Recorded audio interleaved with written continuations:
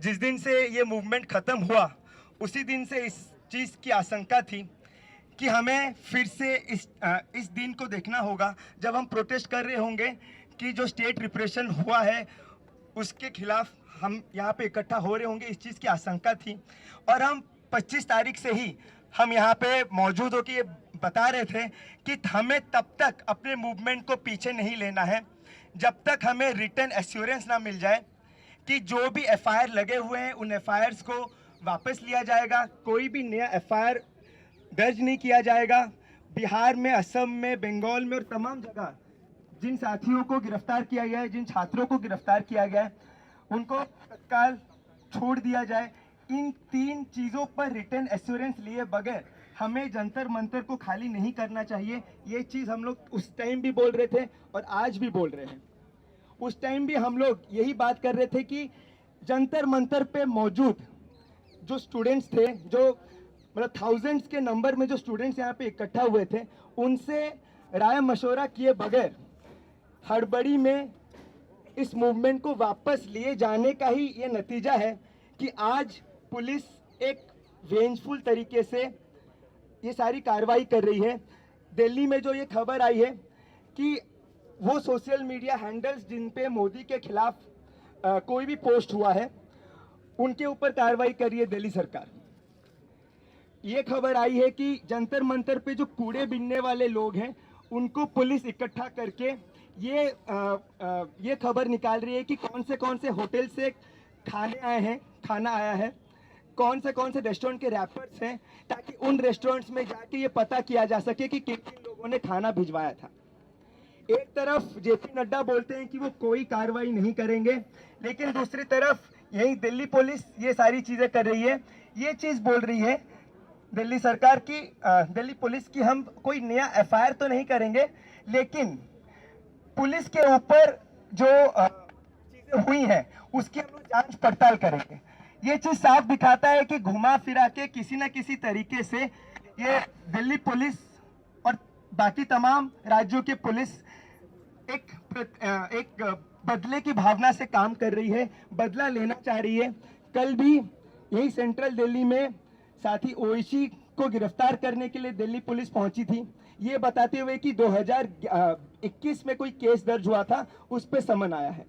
तो ये तमाम ट्रिक्स हैं पुलिस के, और इन ट्रिक्स से हम लोग को डे 1 से सजग रहना चाहिए था, जो कि हम नहीं रहे। हमें ये मानना पड़ेगा कि ये कहीं ना कहीं हमारी कलेक्टिव एक फेलियर रहा, और जो लीडरशिप थी सीजेपी के साथियों के द्वारा ये एक फेलियर रहा कि वो इस मूवमेंट को सही समय सही तरीके से, जब उनको ये मूवमेंट पीक पे था, जब ये मूवमेंट को आगे लेके जाना चाहिए था, तब उन्होंने बिना स्टूडेंट से राय मशवरा किए उन्होंने कदम पीछे हटाए। लेकिन साथियों, अभी भी लेट नहीं हुआ है, अभी भी उस मूवमेंट की गर्मी स्टूडेंट्स के बीच से नहीं खत्म हुई है। आज भी स्टूडेंट्स ये नहीं भूले हैं कि किस तरह कुछ ही दिन पहले उन्होंने एकजुट होकर इस सरकार को घुटनों पे ले आए थे। उनकी मतलब नस नस कांपने लगी थी। इस चीज को देश के छात्र नौजवान नहीं भूले हैं, और अगर आज भी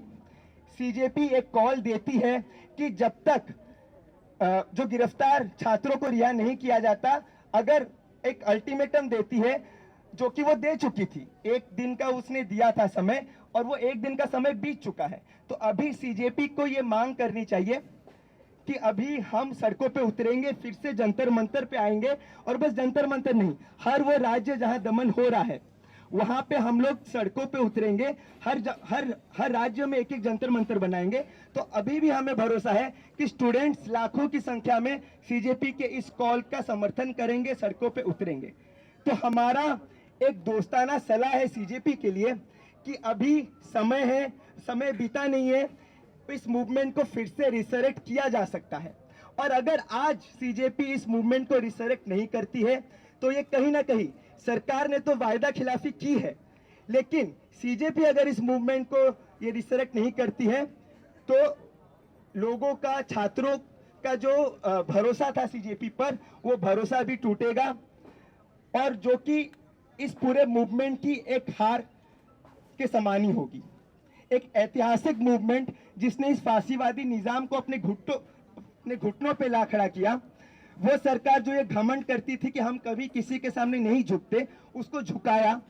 इसको जरूरत है कि और आगे हम लेके जाएं। और ये जो तमाम